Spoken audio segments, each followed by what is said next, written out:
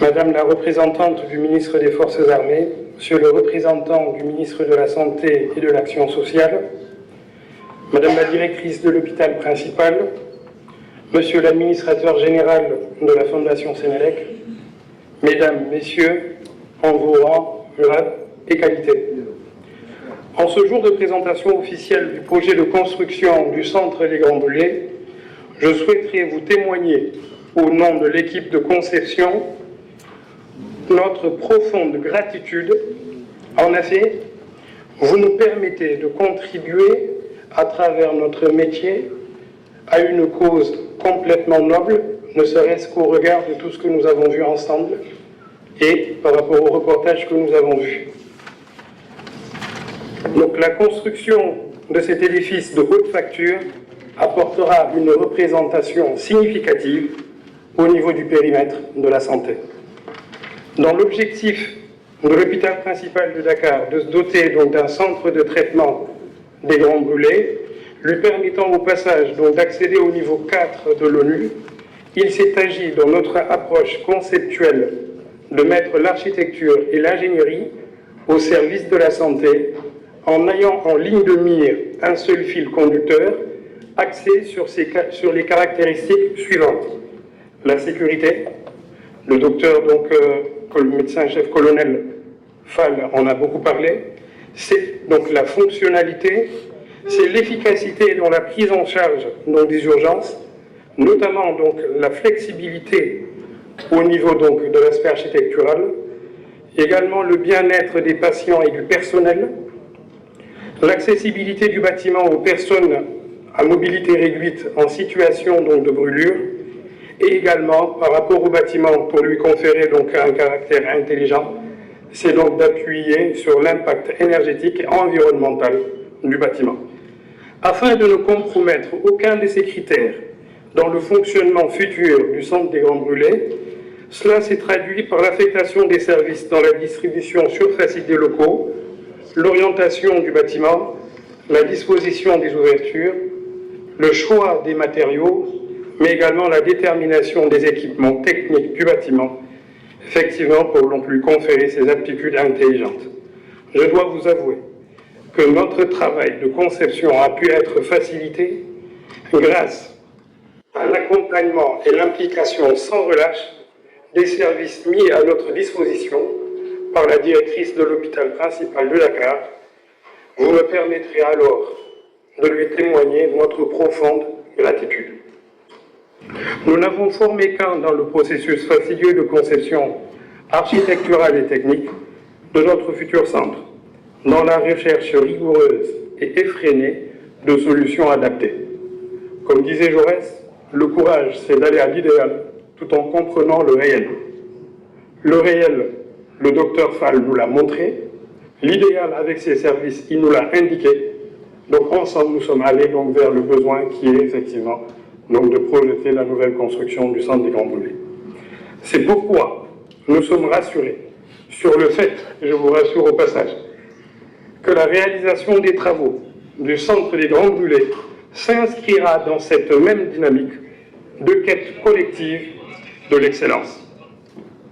Le centre des Grands Brûlés, comme nous l'avons vu, comme donc, le docteur Fall l'a si bien illustré, il connaît tellement bien le dossier qu'il avait en tête également la distribution, donc effectivement des différents services.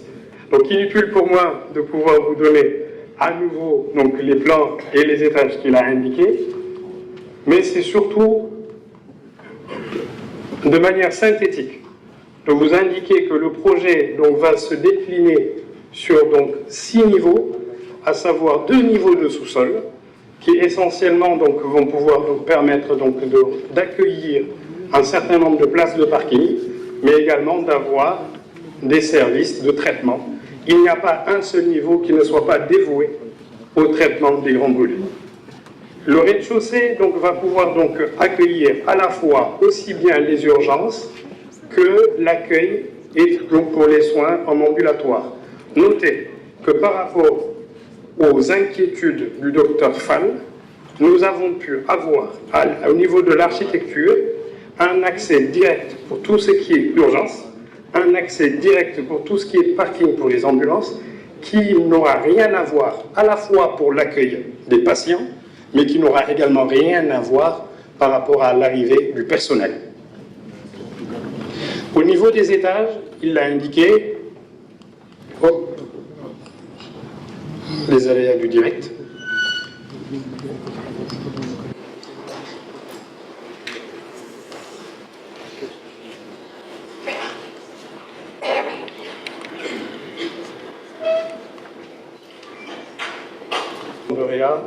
Là, nous avons une chambre de chirurgie plastique. Et là aussi, toujours par rapport aux standards et aux normes en termes d'exigences techniques, nous nous sommes beaucoup et énormément appuyés sur le travail suffisamment documenté et sur l'expérience des services de l'hôpital principal.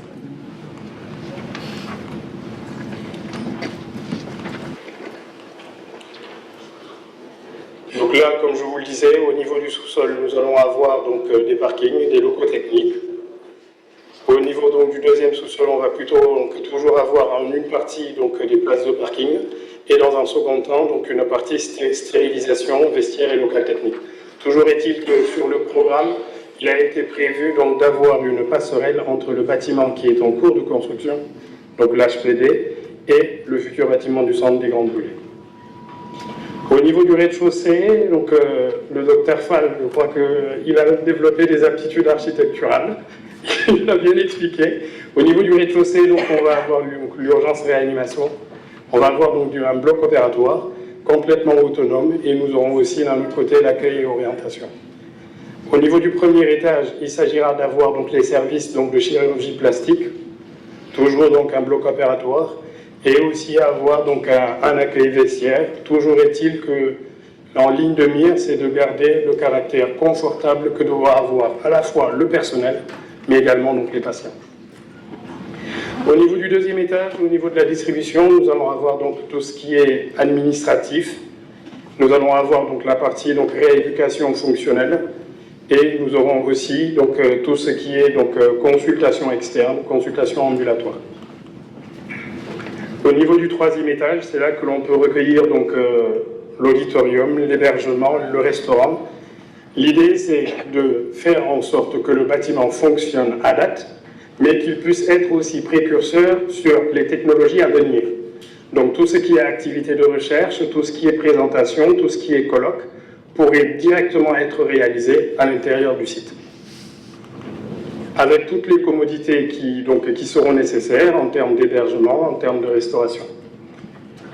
Et effectivement, au niveau du quatrième, c'est une partie de l'auditorium que l'on retrouve au niveau du quatrième et une terrasse technique.